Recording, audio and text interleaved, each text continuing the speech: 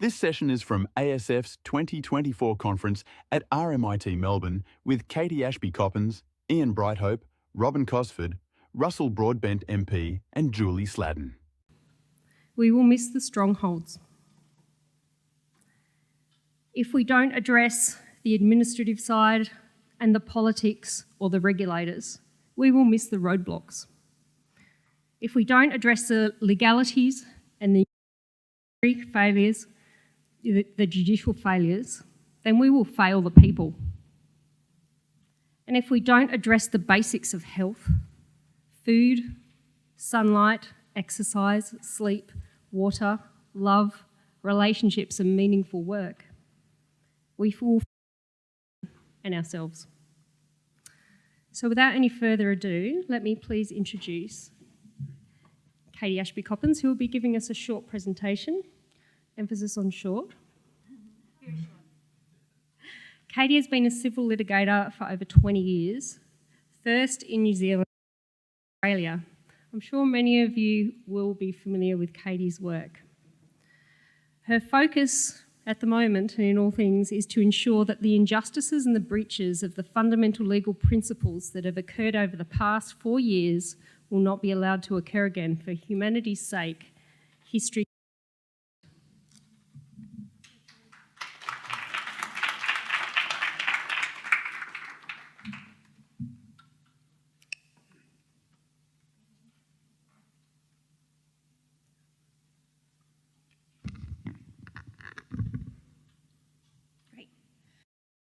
Thank you everyone for having me here today. It's a real pleasure to be here in person, especially not being able to attend last year physically. I'm a lawyer here in Australia. In New Zealand, though, I'm head of legal for an organisation called Voices for Freedom and a radio station called Reality Check Radio. Voices for Freedom is a community grassroots advocacy organisation which since 2020 has amassed over 100,000 Kiwis concerned about the public health response that was COVID-19. Reality Check Radio we started in March of last year and it has... In Australia, I am one of the chapter committee members for World Council for Health Australia and also one of the co-founders of the Aligned Council of Australia, which since March of 2024 has amassed over 1.873 million. Now, just a little promo, because this is part of what I'm going to be talking about today. Our freedom of speech is in peril, certainly with the mis and disinformation bill which is currently being proposed. Mr. Russell Broadbent offered to table a petition that we have prepared in the House of Parliament, the House of Representatives, and Senator Malcolm Roberts has offered to table the other petition in the Senate. So I would ask everybody, if you've not had the opportunity to sign our petition, that you need to do so, because freedom of speech is not free.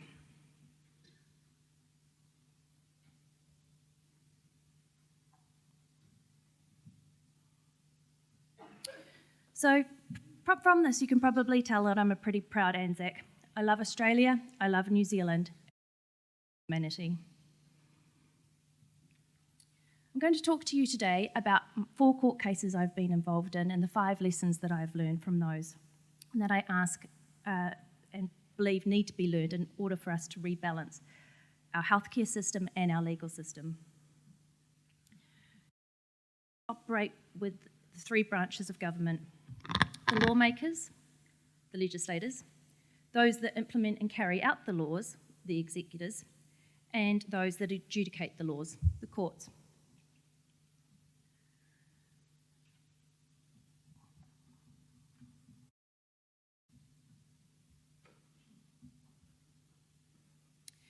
This structure has been tried and tested and works when it's in balance. The 3 branches of government maintain balance and therefore integrity by operating separately. This is called the separation of powers, and it's necessary for a to function. Australia and New Zealand use the courts to adjudicate the lawmakers and those that carry out the laws. It is for this reason that the judiciary function critically of and independently from the government, without fear of recrimination or reprisal. Cases I've been involved in and the 5 lessons learned span the Tasman Sea.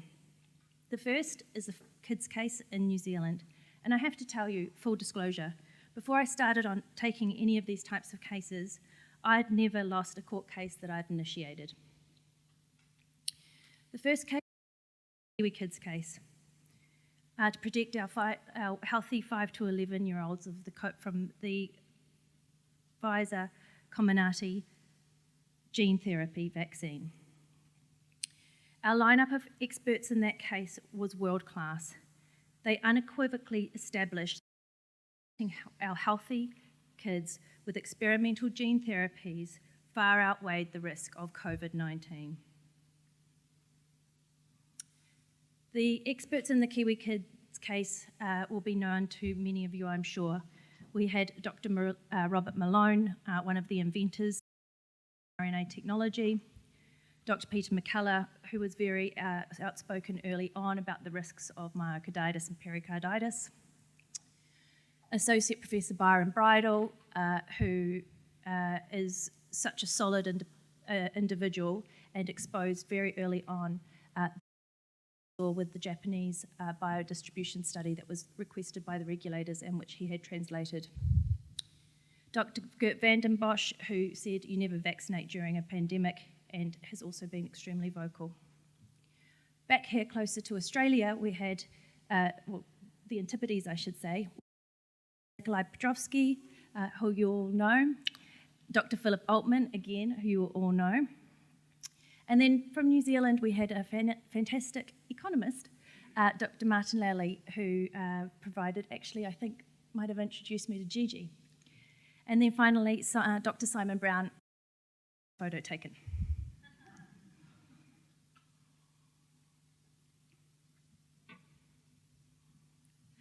Incredibly, despite the best efforts of the legal team and the best experts in the world, the New Zealand High Court disregarded their evidence of serious concerns about these vaccines. Instead, they preferred the selective evidence of the New Zealand government, officials including people of the likes of Sir Ashley Bloomfield, and the High Court decided to treat the New Zealand public servants in this court case. From the beginning, the judges were in favour of the New Zealand government. The New Zealand government had the benefit of the doubt, and the judges closed themselves off to critically hearing any alternative position by those that were actually experienced in these types of products, expertise, and that had no conflicts. As a result, the rollout of these experimental Pfizer gene therapies began in our healthy 5 to 12-year-olds in New Zealand. And tragically, I have to help so many of them that are now injured because ACC, the government compensation scheme, refuses to support them. The lesson I learned in the New Zealand case is my lesson number 1 for you all today. Preferring the government as the one source of truth is very dangerous. Here, those with greater expertise have nothing to gain. I'm going to turn to Australia now, to the next 3 cases and the next 4 lessons. The situation in the Australian courts is very different to New Zealand. Unlike New Zealand, the Australian courts have done to ensure that the concerning evidence is never heard. And they do that, as Julian mentioned today and the legal panel before, by using a technicality, telling the plaintiffs that they don't have the right to bring the case. They don't have standing, and they're not ringtail possums. The first case was the AVN and the TGA, which was the federal court case to stop the vaccines in the 5 to 12-year-olds. The AVN, which is the Australian Vaccination Risks Network, is an organisation that has been lobbying the Australian government about the risks of vaccines for over 3 decades. The second claimant was a father of foster children that were ordered by the state government to be vaccinated with a new class of drug, the novel gene therapy. Neither were considered by the Federal Court to have standing. They did not have the right to bring government. Lesson 2. Refusal by the third branch of government to hear constituents' concerns is censorship and means democracy is broken. The second case, Dr. Parry and others versus the TGA. This matter was in the High Court for our 6-month to 6-year-olds to stop the Spikevax, that's the Moderna Spikevax vaccine. The High Court is the highest court in Australia. The claimants, 6 doctors and professors, sought a new recognised form of standing to be acknowledged to save life. But not just any life and limb, the lives and limbs of babies and infants 6 months to 6 years old from the experimental Moderna gene therapy. What was the High Court's response? Well, without even calling the matter or hearing from us, the Chief Court, Judge Gaglia, remitted the case to the Federal Court where we'd just been for the AVN case and not got too far. The High Court's reason for not saving the life and limb of babies: it would be an administrative burden for the High Court to have to hear the case. The third lesson: without our children, there is no future. Without our elders, our children's future is without wisdom.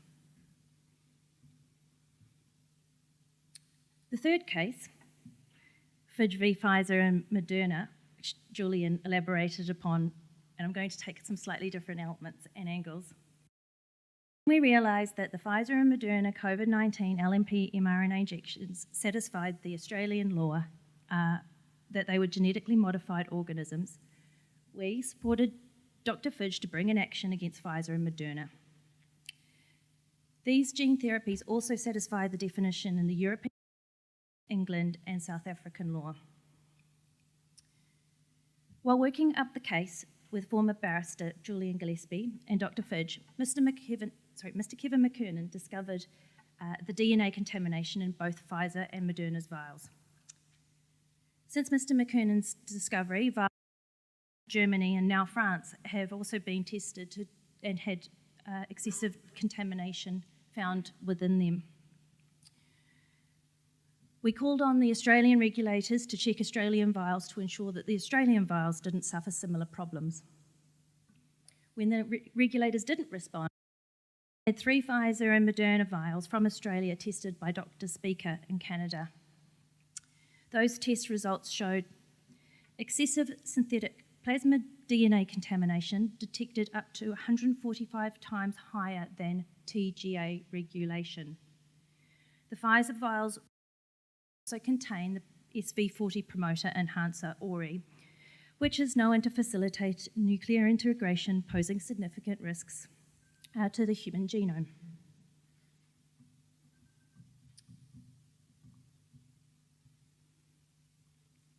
Disturbingly, one of the vials tested of Pfizer's was a kid's dose. There is real evidence that there is a real problem with the vials in Australia. This is my 4th lesson. There is a problem with the vials, which has been confirmed by independent labs in the US, Canada, Germany, France, and now Australia. Now, before we had a chance to file the evidence of these problems with the Australian vials, the judge delivered her decision, deciding Dr. Fidge did not have any right to bring a claim, that he was not an aggrieved person, despite the fact that he was not able to give his patients informed consent that the injections they were genetically modified organism, that he had administered over 10,000 doses to his patients, that he had given the products to his children, and that he had taken them himself. Shortly after the decision was handed down, we learned that Justice Rove, who had made the decision that Dr. Fidge did not have standing, informed us that she had been Pfizer's lawyer on at least 5 court cases, was related to the Grimwade pharmaceutical fortune in Australia, and worked within and had professional connections in the medical research areas in Australia. Justice being the judge on that case, and she should have excused herself. Alternatively, she was duty-bound to advise the parties of all actual or potential conflicts, and she did none of these. Just by way of example, I have appeared before judges who have notified or let me know that they have been at a dinner party, distant association or person involved in one of the companies that is the party to that court case. You know, that's the type of level of respect that we would ordinarily receive. We didn't receive any of that. So that brings me to my fifth lesson. Follow the money and the relationships. The conflict of revolving doors between government and corporation undermines the independence of our government. So, quickly, turning back to the three branches of government, in September, Mr. Russell Broadbent wrote to the legislator via the Prime Minister, letting him know that there were some issues with COVID-19 vials of Pfizer and Moderna. And then in September, the executive was written to by my friend Rebecca Barnett. And again, the Speaker report was provided confirming the DNA contamination in the vials. Since then, the regulator has issued a statement that the synthetic DNA contamination is misinformation. So again, the pharmaceutical sponsors continue to get the benefit of the doubt over that of the Australian people who have actually done the job that the regulators have failed. So that makes those that make the laws are not working for the people, those that carry out the laws are not working for the people, those that adjudicate the laws are not working for the people.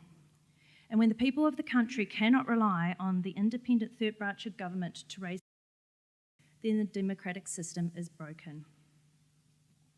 Democracy is for the people, by the people. It is ours to reclaim. Let's do it. We are the change.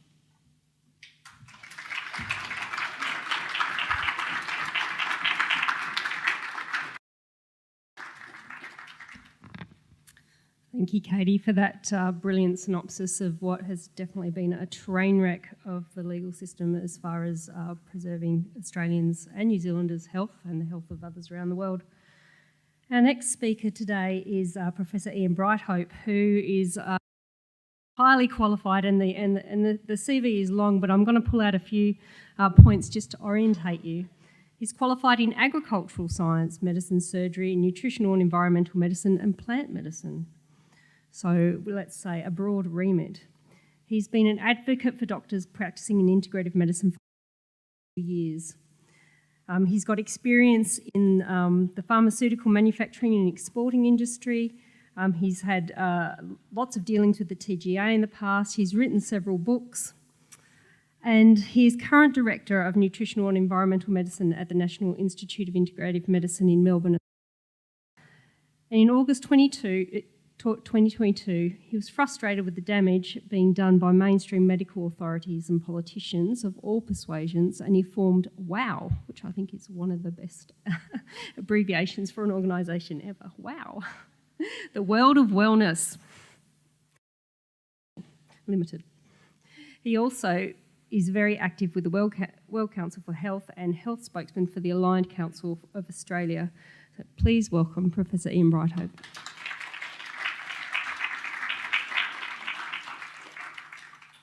Thank you very much, Julie. That went on for too long. It's great to see so many friends and new faces and colleagues. And I'm very grateful for being invited to speak today. I always get nervous, and it takes a little while to get the butterflies flying in formation, but we'll get there. I'd like to, just before I start, to Dr. Koch, because he's gone through 5 years. I went through 2 years in the 80s for writing a book about HIV, AIDS and cancer and the use of diet and supplements to keep people alive longer. And they attacked me. It was infamous conduct in a professional respect back in those days. I was due to be written off, so I wouldn't be here if I'd been written off, but luckily the law was on my side back in those days. And the law was an appeal to the Supreme Court against all the charges of infamous conduct, and I won it. So Sir James Gobbo was my judge, and I thank him sincerely for applying the law the way it should have been applied. It gave me the opportunity then to go on and continue growing organisations. We started a College of Nutritional and Environmental Medicine in 1978. It became an official organisation in 1942 years old, training doctors in nutritional and environmental medicine to fellowship standard. I never ever wanted it to become a recognised specialty because I don't recognise the specialties myself. Everybody should be giving people their lifestyle advice and not basically diet and nutrition and so on before cut, burn and poison them. So now this is my speech. I'm going to read out just a couple of lines because I'll put the rest of it up. It's basically the plan for a new healthcare system, a new healthcare and medical system. And I take my hat off also to our position he's got.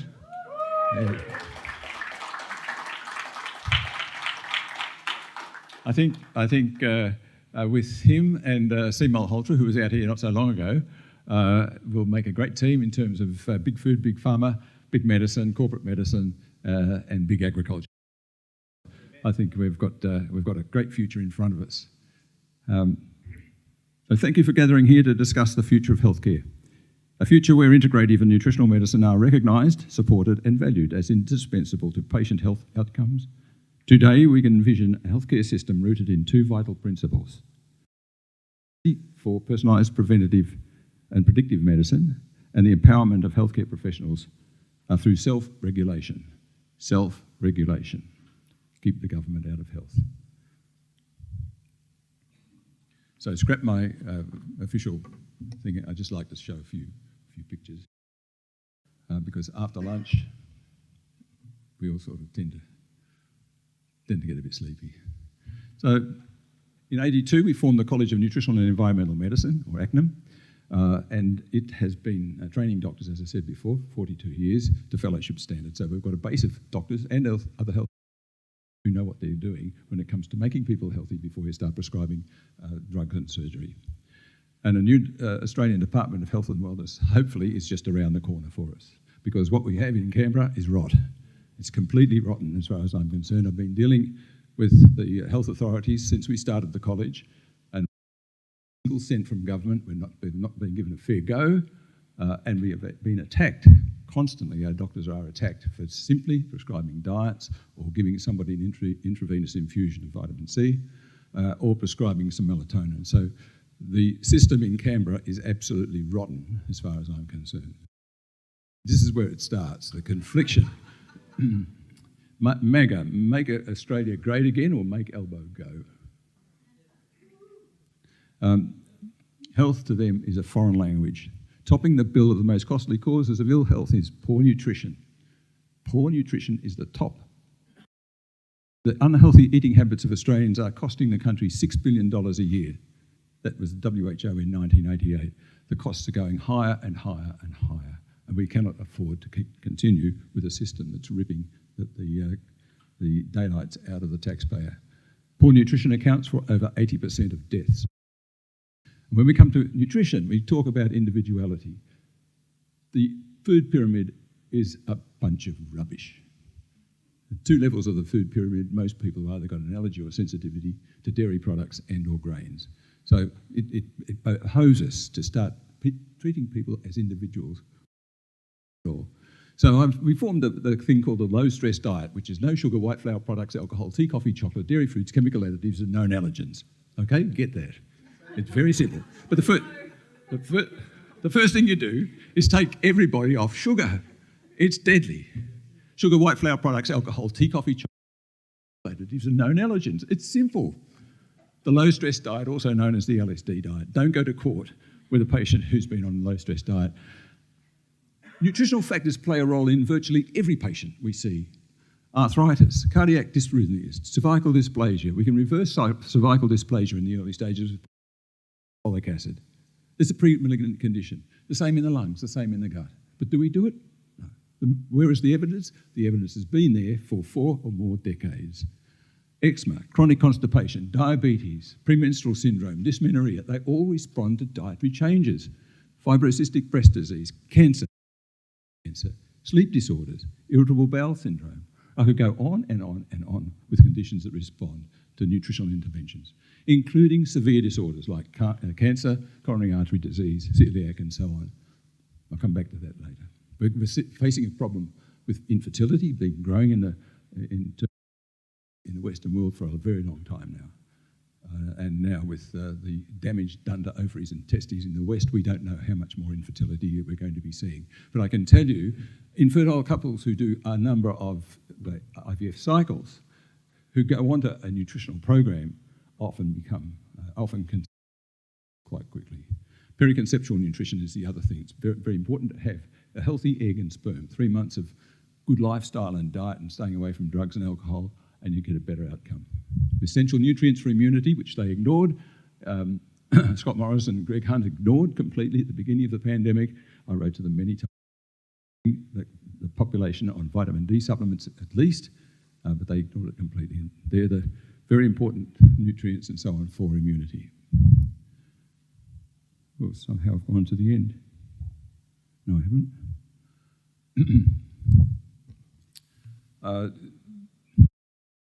One of my doctors had a paper of mine on his desk, and one of his patients, and I don't mind mentioning it, it was Gina Reinhardt, picked up the paper, looked at it, and put it on her website, on Hancock Prospecting website.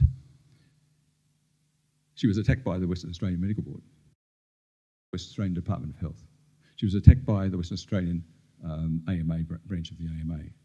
This study showed quite categorically that if you have people with high levels of vitamin D don't end up going into hospital.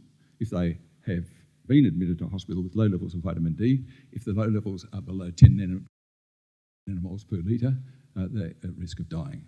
We know we can prevent death. The other thing about this study is those patients who are in intensive care were out of intensive care much quicker than those who remained in intensive care if they were given high doses of intravenous vitamin C. These people, low vitamin D. They're going worse, being put on a ventilator and 50% risk of dying. We can get patients off ECMO and ventilators simply by giving them high doses of nutrients intravenously. This chap was on ECMO for 6 weeks. They were going to turn him off and allow him to die.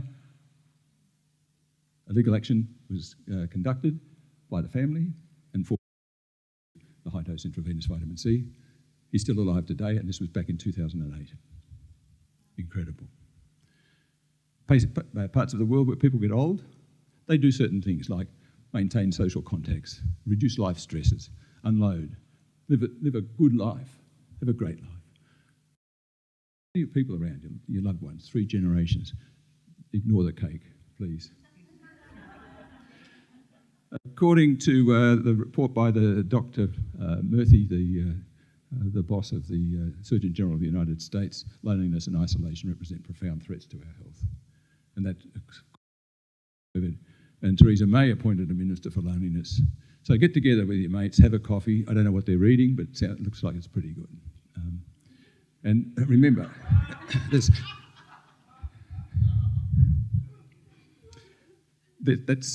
good nutrition. Nuts, seeds, plenty of fruits, fresh, unprocessed foods. Remember, anything that's in a bottle, can, or a package is probably not good for you. And some of the things that we're doing in integrative medicine, looking at near-infrared light for treating patients with cognitive problems and Parkinson's and ageing, hyperbaric oxygen therapy for cancer patients and patients with autoimmune diseases and patients with long COVID and vaccination reactions as well.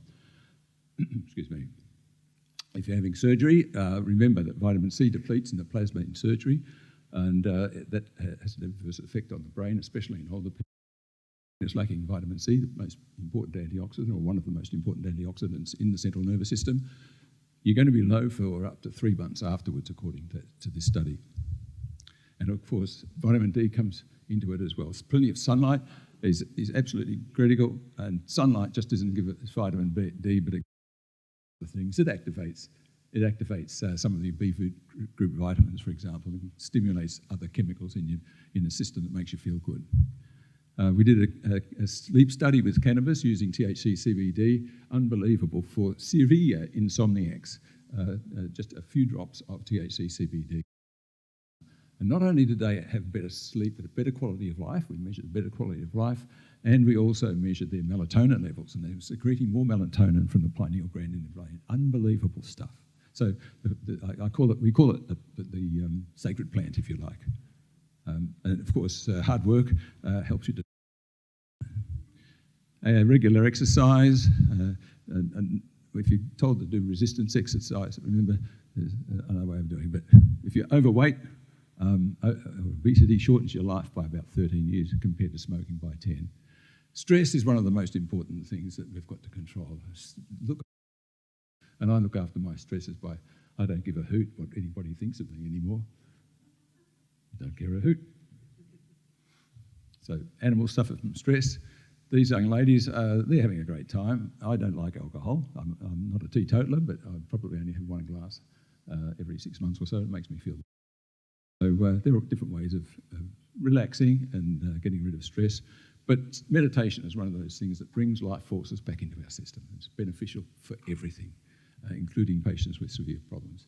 And of course, animals meditate. And the other thing about a good lifestyle and health is get yourself a puppy. Thank you.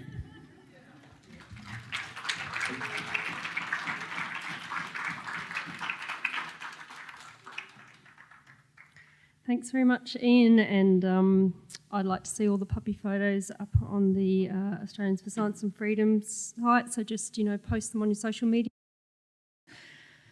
A bit of wellbeing for the afternoon. Our next speaker, Robyn Cosford, almost needs no introduction. I'm sure many of you are familiar with her work. She's an integrative medical practitioner, naturopath and homeopath for over 35 years. And, one of the astounding things about Robyn is that she has actually reared 5 children, and she looks amazing. And when I grow up, I want to be like her. Also, like me, Robyn actually retired her medical licence several years ago, but she's very active in this space, and she's in being on the steering committee for the World Council for Health. She's the chair and director of the Children's Health Defence Australia chapter.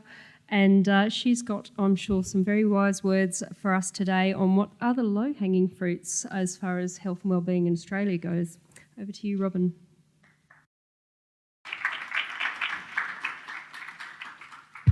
I hope I can stand stationary. I usually need to have a roving mic because I like to move around, but we'll see how we go. But I just need, look, I might roam.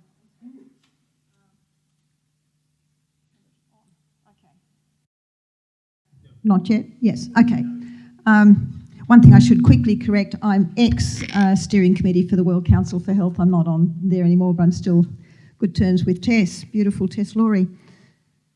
So I'm going to be doing quite differently here, and I'm going to try and keep it compressed in, but to do that we're going to... So it's not about set things, I want to drop a few concepts. I'm going to run over them, and hopefully you'll have the video later. The title. COVID deaths, 7 million over 4 years total. What's interesting to note, of course, is that, does this pointer work? Yes. Oh, no. I can get the pointer and not put the slide forward. Okay, most of the deaths occur in this group. Our most populous nations, China, Africa, they're the most populous. They're also poor health standards, poor medical, right? So the countries that have got the most deaths, guess what? It's all the countries who've got money spent on the system. Australia, deaths per 100,000. Look, we're number 6. The most COVID deaths with a beautiful, great health system. No deaths. Here's where COVID actually happened. It didn't happen. Here's when the injections happened. And suddenly COVID happens. What are the COVID risk factors? So this is where we actually start to see what 94% of cases, this is according to the Australian Bureau of Statistics, it's not my say-so, they had underlying dementia, lung disease, heart disease, obesity, diabetes, kidney disease, or they were over 70. So everyone says, well, if you're over 70, you're in trouble. Well, yes, but what's the problem with being over 70, as I touched on before? Once you're over 65 or actually have a situation where we've got 80% with at least one chronic condition, 50% with 2. And I dispute that ageing automatically means you have to be sick. I don't buy that, sorry. I'm in that category, I don't buy it. Excess mortality, and here, I love this, here's 2020. 2020 had less than average excess mortality, less, not more, less. When do we get the excess mortality? It kicks in here as the vaccines have kicked in. The peak, a peak, beautiful peak, 22, and then another peak. Note, everybody, if you haven't seen this already, all of their baseline calculations, without exception, all the ABS databases exclude 2020. Right? Why? Funny that. It was the year of lowest excess mortality. We can't include that in the figures because it's going to drop the overall baseline. Isn't included in any of their stats. The US VAERS for the first 6 months of the rollout of the injections, 6 months only, bearing in mind, as you probably all know, that the VAERS is documented, all the adverse reaction schemes around the world are documented to have a report rate running between real rate. So we can multiply this by at least 10, maybe 100. And so what we see is that we have all of these total 340,000 adverse events in the first 6 months in the US. First 6 months. Recorded 4,500 deaths in the first 6 months. Multiply that by 10, maybe 100. What are our leading causes of deaths? We were dropping in cardiovascular disease and then, uptick. Here's our dementia. Cancer along, a bit early maybe to see the uptick. These are the attributed to COVID, bearing in mind simple other interesting things like flu magically disappeared at the same time as COVID appeared. There are just a few interesting statistical fiddles. Life expectancy, I showed you that on my first attempt. So yeah, life expectancy dropping off. Oops-a-days. For Australia, life expectancy that had been steadily increasing, suddenly, oh dear, we are now going backwards. What are the causes of these deaths? We're being told COVID, COVID, COVID, infections, infections, be scared of infections. This category here, meaning infectious, along with maternal, along with neonatal, along with nutritional diseases, and that nutritional diseases should actually be down in here, but no, never mind. They lump all that together, and you see that the vast majority of diseases, of deaths, were occurring in communicable lifestyle diseases. Did jump a bit once they introduced the injections, and they put all that down to these other things, but never mind. So quickly on this one, the key point here, this is tracking along infections to non-communicable diseases. Here's Australia down here. The risk of dying from a non-communicable disease is 15-fold the risk of dying from an infectious disease. What's the real pandemic? So obesity, I showed you. Diabetes, I showed you. Dementia, I showed you. So the non-communicable diseases, cardiovascular diseases as most, cancers, respiratory, diabetes, and this is from the WHO. These 4 groups of diseases account for over 80% of all premature non-communicable diseases deaths. So tobacco, physical inactivity, harmful use of alcohol, unhealthy diets, air pollution. Air pollution gets missed in calculations. It's really interesting when you go back and look at the 4 places where COVID first rolled out. That's another story which I won't go into now. I want to touch on this. The other key thing that is being factors into all these tests is the use of your pharmaceutical medication. Almost 70% of people are on PBS medication for the 6 months prior to when they did this study. Over 80% who have got one or more are on at least one. Look at this in the baseline. Almost 70% of people are on at least one. 70% of your average population are on at least one pharmaceutical medication. Over the counter, 40% are using. I can give you whole lectures and lectures and lectures on paracetamol. I hate the drug, it should be banned, no one should have it in their cupboard. If you've got it in your cupboard, please throw it out. 20% have been using Brufen. Over half of the people who've got one or more chronic conditions are using paracetamol, remembering that we said as people get older, we've got a huge number of conditions, so paracetamol is being heavily used.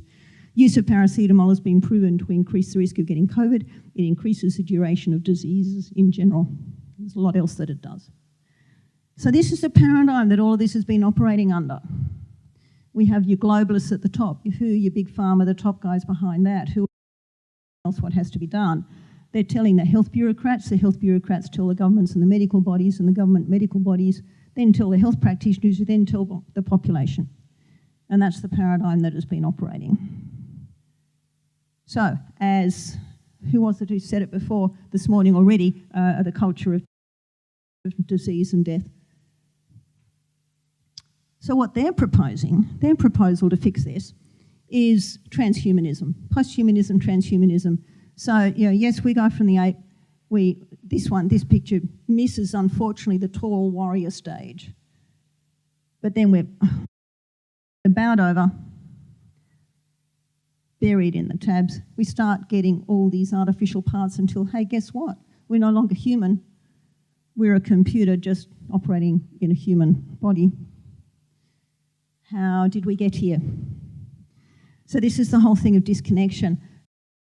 It's like there's a little strand of humanity left here, but all these things we have disconnected. And so here's our beautiful Homo erectus warrior type. And so the original imagery, if you like, that many traditional cultures have of being in the Garden of Eden, the imagery meaning that we were at that point in time in perfect, everything was provided, we were in perfect connection with the creation out of which we were made, the creator who made us, with each other, close communication. Of course, food was real, raw, natural, seasonal, picked fresh, and so on and so on. There were no chemicals, there was no artificial electromagnetic radiation.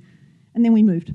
Then you run through the hunter-gatherer, then you go through the agricultural, then you move to the industrial, then we move to the electrical age, then the chemical age, then the technological age, and now the information age. And as we've made that progression, we have progressively more and more become disconnected.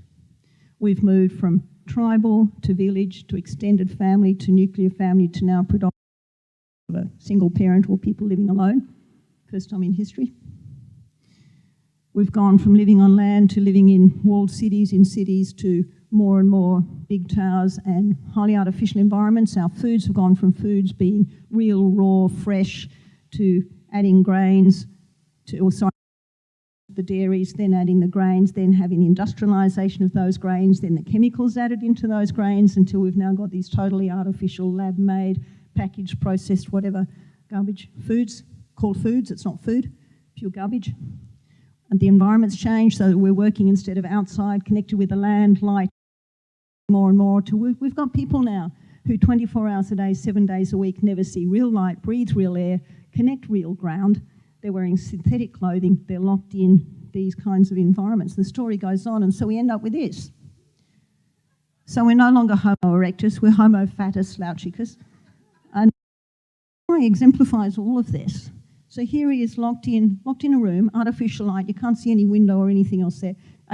To complete the picture, he should have a can of Coke and a Macca's sitting next to him. He probably does, or maybe it's now in the bin underneath him.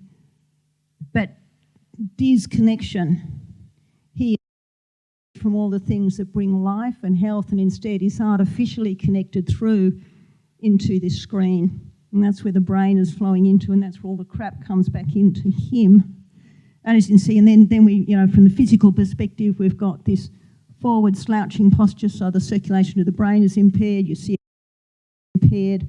We've clearly got abnormalities going with his head shape, we've got the drawer open, rounded shoulders, and of course morbid obesity, and it just goes on. This is where we are now. We have to change this. We need to reconnect, we need to restore.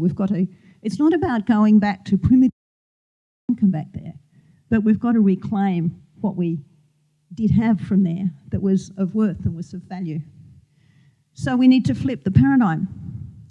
We need to empower the population, give them back this idea that in fact they can take self-responsibility, and it was said already from stage 3, so self-responsibility, take control of how we're living, of how we're eating, of all of these things. And yes, we then find our local health practitioners, and in my books I think there should be 2 tiers of this. We need those who are actually trained in the allied therapies and nutritional therapies and all of that sort of stuff first line. And yes, you go to your next tier, which would be your medical practitioners. And in my books and in Ian's books, we really want them to be functional medicine trained. You know, there are there's beautiful trainings available for that. Then the role of your governmental bodies on the local level first is to empower and provide the health practitioners need. The role of the health bureaucrats will just operate according to the guidance of up here. In the place of the globalists, well, all they do is provide services. The only thing that WHO does and Big Pharma does is provide services if needed. That should be where it's at, if WHO should exist at all. But what they do is just what's happened in the last 20 years with them. So we need to empower the people to choose life and how to reconnect. And so in comes, and I'll whiz through this. This is just a concept that I've been playing with for quite a long time. This got trademarked over 25 years ago.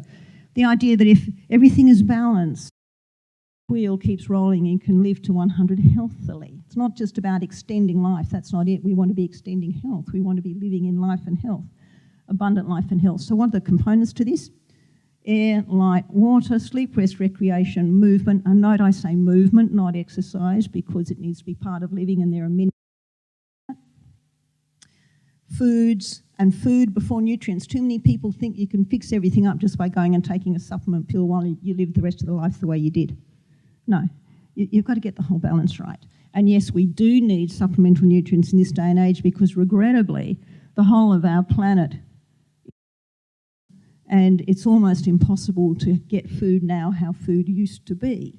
So yes, I think everyone does have to supplement, but you learn how to do that. You be judicious in doing that. What's the core? You'll notice there was a hole in that wheel, and that's because there's a hub that belongs in there. The core, the hub, love, joy, peace, will emotionally be the emotions that link with our parasympathetic nervous system, which is our rest, digest, repair, mature nervous system, which is the flip. It's the opposite of the sympathetic nervous system, flight, fright, fight, fear, anger, sadness, that the whole of what all the systems have been doing has been designed to hold us in. Because if we can be held in that sympathetic nervous system state where we're always feeling anxious, we're always feeling fearful and angry and sad, then we can be controlled.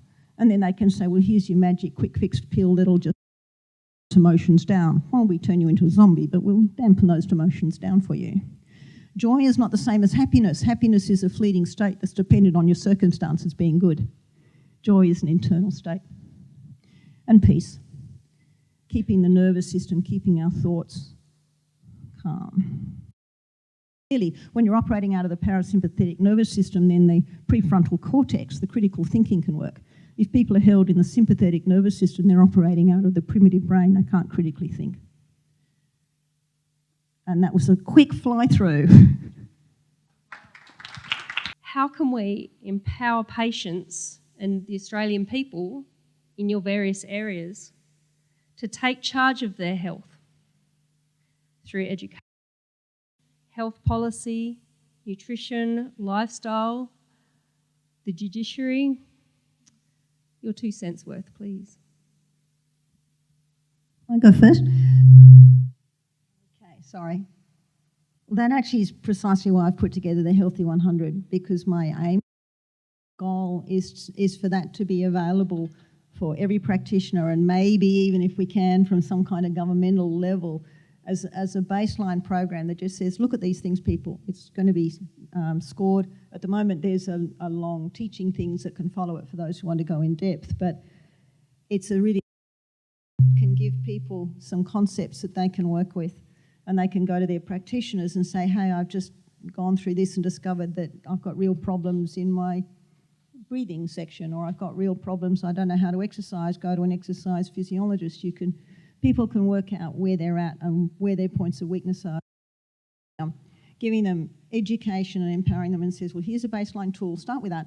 If you actually want to learn more, then there's more behind that you can learn. You can go to your specialist practitioners to help you in that area.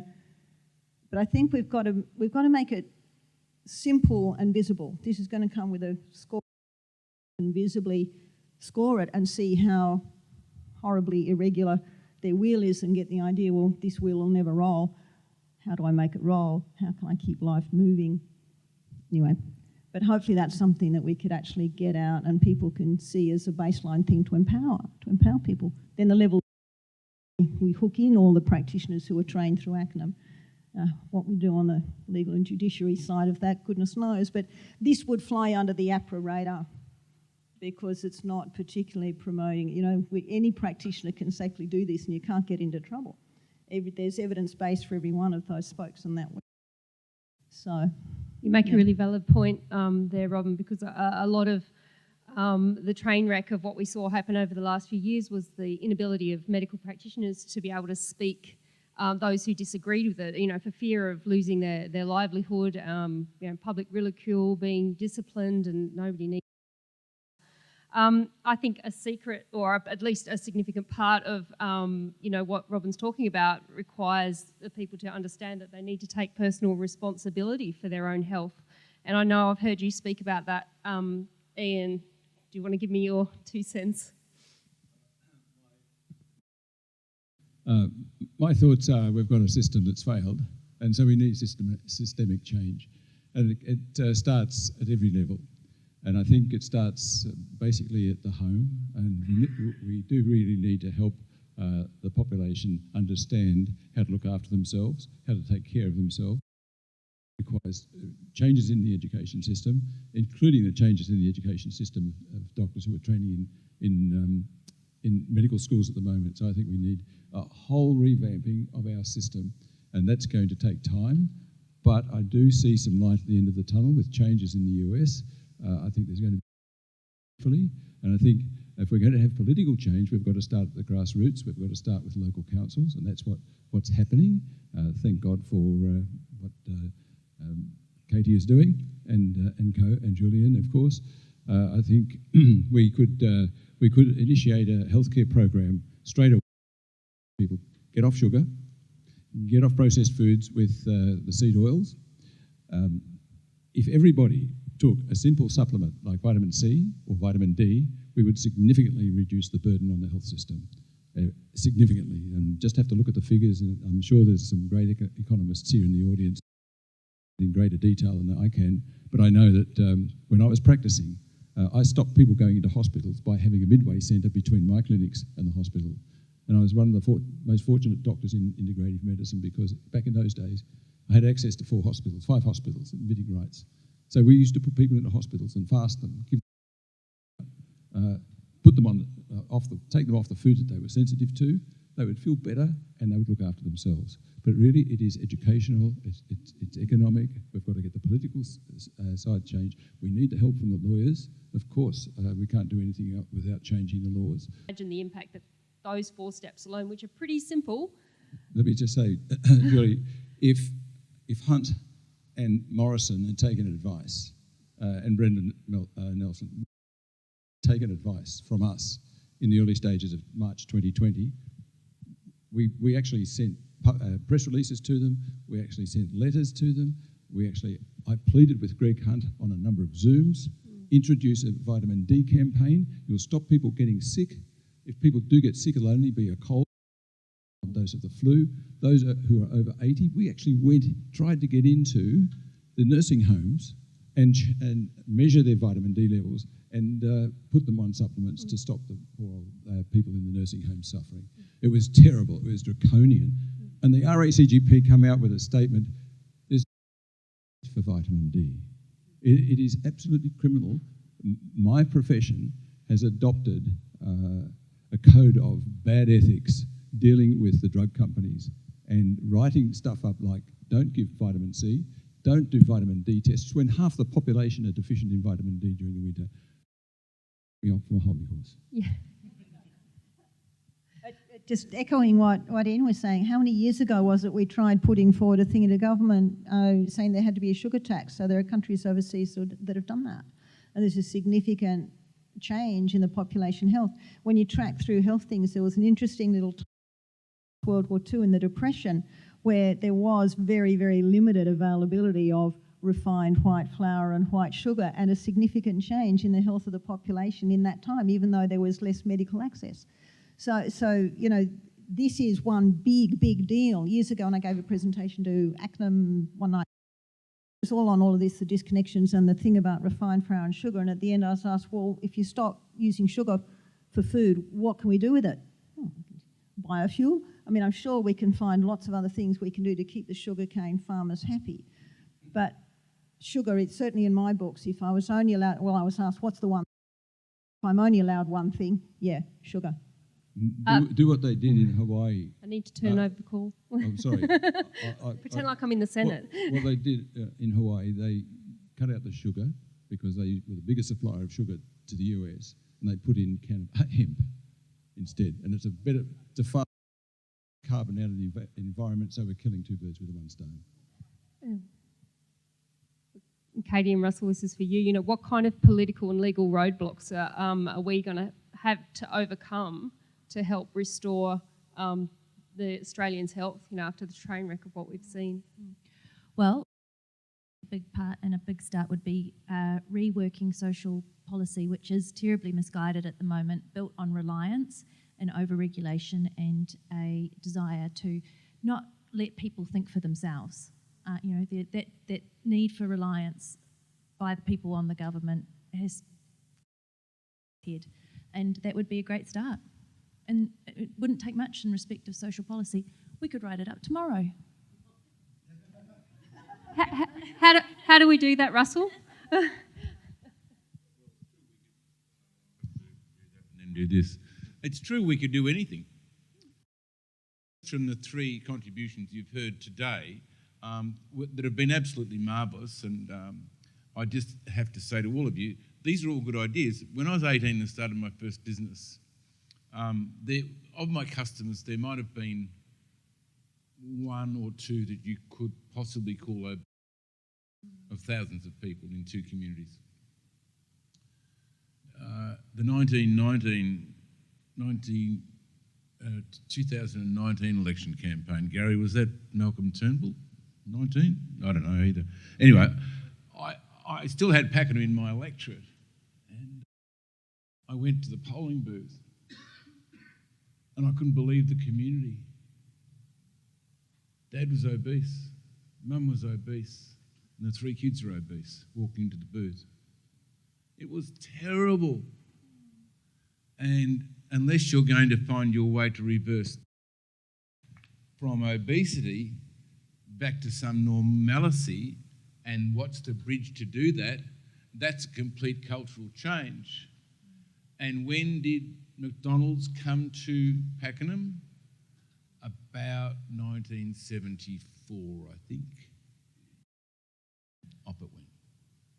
So, you know, that's a long way back. For all the good ideas, it's a long, long, long way back to health through that medium, unless there is a catalytic shock to people, which may be on its way.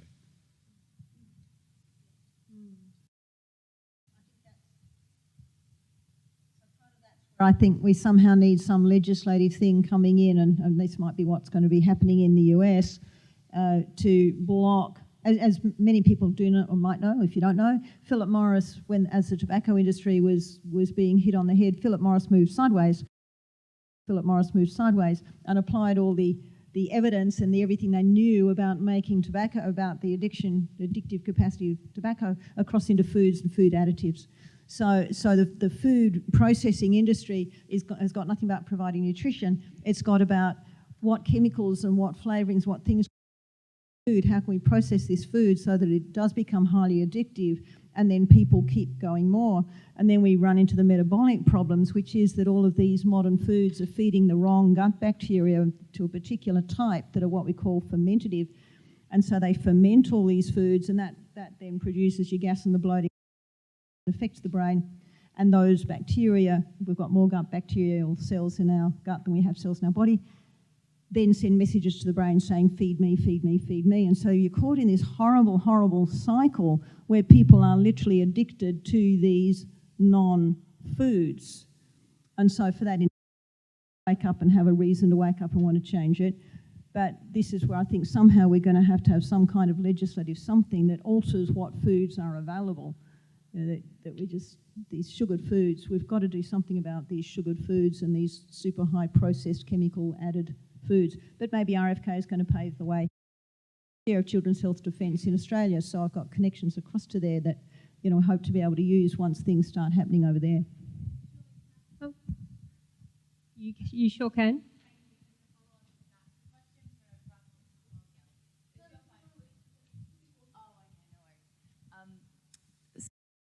I'm interested to know, as an insider, but obviously politicians could legislate for change any time, but they don't seem very interested in doing that.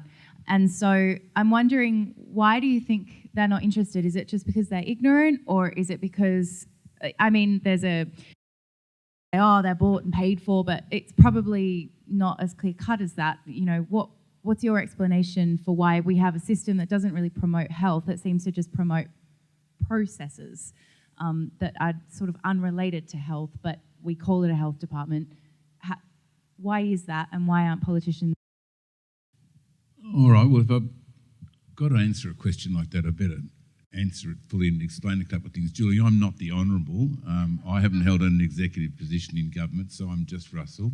There's only one Honourable in the room. He's the Honourable Gary Johns. It's great to see Gary here. Just want to let you know, Gary, that friendship never changes. I know I've seen you for a while, and I want to say to you, Julie, and I'll come to you in a few minutes, but you've been a godsend to me, and thank you very much. I saw you smile before, which was interesting. It was good. It was really good.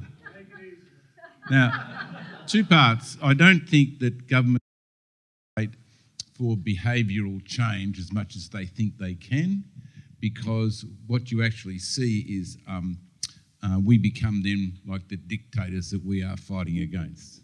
And I don't think it's for governments to legislate, to tell you what to do and how to live your life, because power creates more power, and they all of a sudden they ended up doing things exactly like they did in their response to the pandemic, which was the international decisions that were made were applied into Australia and just accepted and carried forward, when Australia had a perfectly pandemic plan that would have worked and would never have implemented the draconian decrees that happened to our people.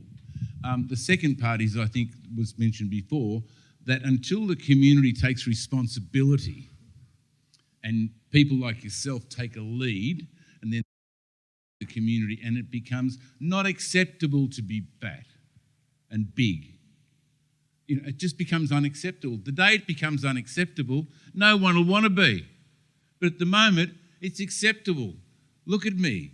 You know, I'm proudly covered in tattoos and I'm huge. And that's celebrated.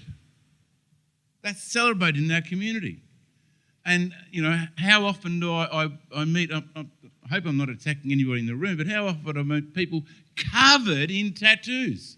Not a nice tattoo that says Brody, but then that marriage breaks up and it's why he's got to find another girl named Brody. So, you know, I just think, I go back to this. There has to be a cultural change in the nation, or a spontaneous, catalytic change in Australia's current situation. And you've got to remember, don't like to say this, for 25 years at least, if not more, 30 years, this nation's had it really easy. And the whole population is unprepared for any sort of catastrophe whatsoever. Or a flood, high winds, whatever. We are not prepared. And we are not capable either. We do not have the equipment in our homes to protect ourselves in a catastrophe. So, hard times coming, I think. Well, I'm acutely aware of the time, and I did promise to get us back on time, but Russell, I'm going to invite you to sum up in the last few minutes. Well, and thank you. Then we'll be heading to afternoon tea, and we will be officially back on time. I'll be very quick in summing up, in fact, because Julie, thank you very much, and thank you to all the people in the room. I can't do what I've done without all of you and what you've done for me in the support that's come roaring back every time we've put our neck on the line. To Gigi especially, lots of people in the room, but Gigi, every time I interview Gigi, we go around the world. Your message goes around the world. So you're fun to interview, And in fact, so many of you have been such fun to interview. And having Julie working with me on staff has been an absolute godsend. Give her a clap, please, because she's been absolutely... And I know I'm meant to be winding up to these wonderful people, but Gary would know when he listened to your address and all of your addresses that there were lines in there that were gold. You know, and I don't know, on this presentation, there were lines in there that were gold. The politicians politicians hear those lines and say, forget it. If you're in this situation, and you wrote some really rippers in your address today, and so to both of you, and thank you for the contribution the three of you have made on an ongoing basis every day. There's not one time that I don't call one of you in this room and say, I need to do this, or my staff do, and always says, yes, you stop what you're doing, you come in and you help me out. So I really, really, I'm humbled, I appreciate it, and we are getting the message across. This is what I came to say to you today. There is a time when the hunter becomes the hunted. The time has come for you, the hunted, to become the hunter. It's time. We have been the hunted for so long. We have been the cast outs. We have been put down. We have been laughed at. It is for the ha-ha to become ho-ho-ho. It's time to turn over the tables. It's time to turn back time. It's time to say to your accuser, you have nowhere to land. Time to turn over the tables and switch the money tables. And that money that is gold is you. We no longer accept what crap has been thrown at us for these last long, hard, tired 4 years. So this is not the time to be downhearted, but it is actually the time to flip the tables. You have the ability, you now have the information and the truth, like a river, like it's never flowed before in this place. And you are just a few of the people that I know are now coming up to me in the street for the first time and saying, Russell, we hear you. They're shouting it out in the middle of the hardware to me. The hardware. It's a dangerous place, Bunnings and Mitre 10. Especially if you say something controversial in there, because the whole world hears you. And the world is here now. So I thank you, I bless you. May you be kept and cared for as you go into the next few days and the rest of this conference. Thanks for having us all here today.